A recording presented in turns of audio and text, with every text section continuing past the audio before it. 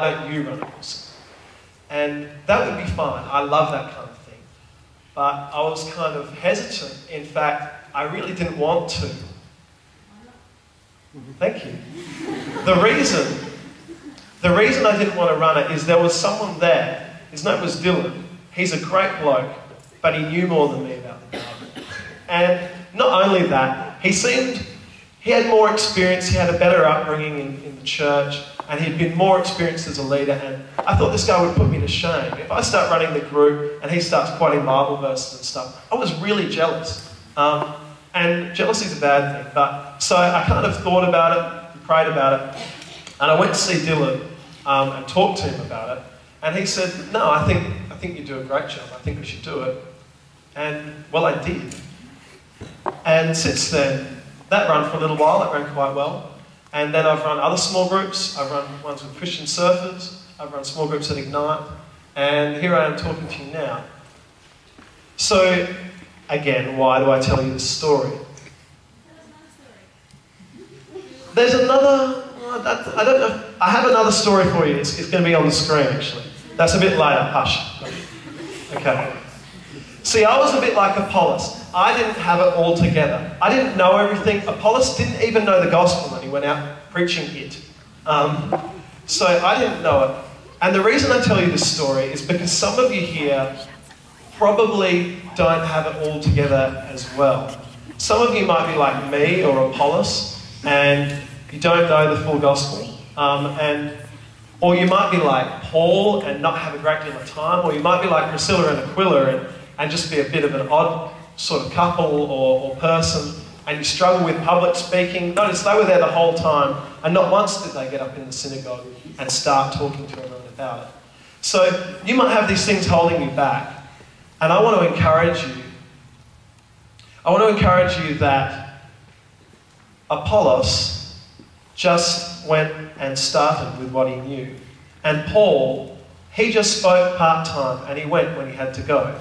And Aquila and Priscilla, they took someone aside and they did it personally because they just weren't that great at the whole public thing. And if you're a Christian, sharing the gospel is a big part of what it means to be a Christian. But you don't have to do it in a big, open way. And you don't have to do it standing up in front of everyone. You can share it with your friends. You can share it in your spare time. You can make time for it. Awesome. Okay, so I have another point, and we have another quick bit of a story. To illustrate this next point, we need what everyone loves, a good training montage. So hit it up, please, IT crew. What are we waiting for? Take this!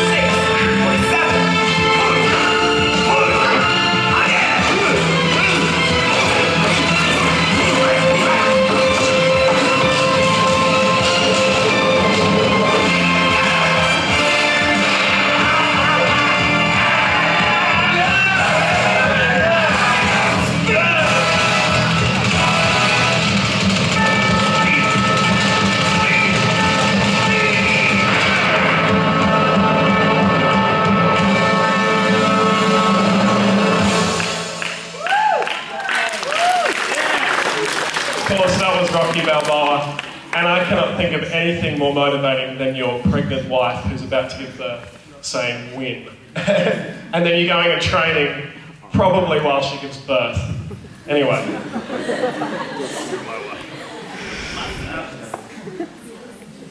So, if you guys didn't realise, the crazy old man in the video, that's Rocky's trainer. Did you know, and you probably did, that every professional has a trainer? And everyone who's really good at something trains really hard for it. Virtuoso pianists, the best pianists, they train for hours a day, even though they're already the best. And star athletes like Rocky trained under men who are more experienced than them. Notice that in this story that Apollos is the same.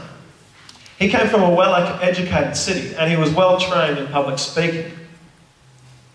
He knew the scriptures well and he was a logical guy. And he started off sharing the gospel.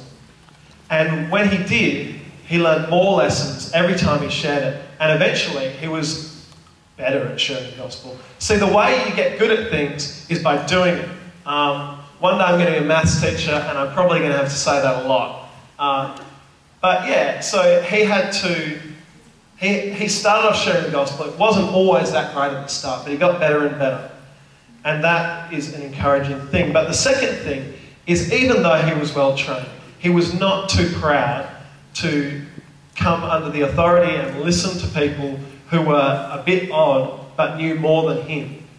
See, as a Christian, there's so much to learn, but what we need is to be learning from people who are old, who know more than us, and we need to set aside time for learning. So some of you guys, I want you, I suppose Christians especially, and others, to think about what opportunities are you having to think about the issues of life, and what opportunities are you having to learn from people who know more than you, and where are you seeking out the truth? Okay, so time for my semi-final point. So I've spoken a lot to Christians. Now I'd like to speak to the disenchanted of the world. Those of you, why are you laughing? Those of you who are disenchanted, God is with us. Jesus shared the gospel. Seriously, read Acts. Think about the story. In this story, Jesus gets the gospel through to all of this area, through a guy who used to kill Christians and is only a part-time minister, a guy who doesn't know the gospel, and a couple who just, they're a bit weird and they can't kind of get it out there themselves. If you seriously think that could happen without God, well, I suppose maybe, but what about the story of the church?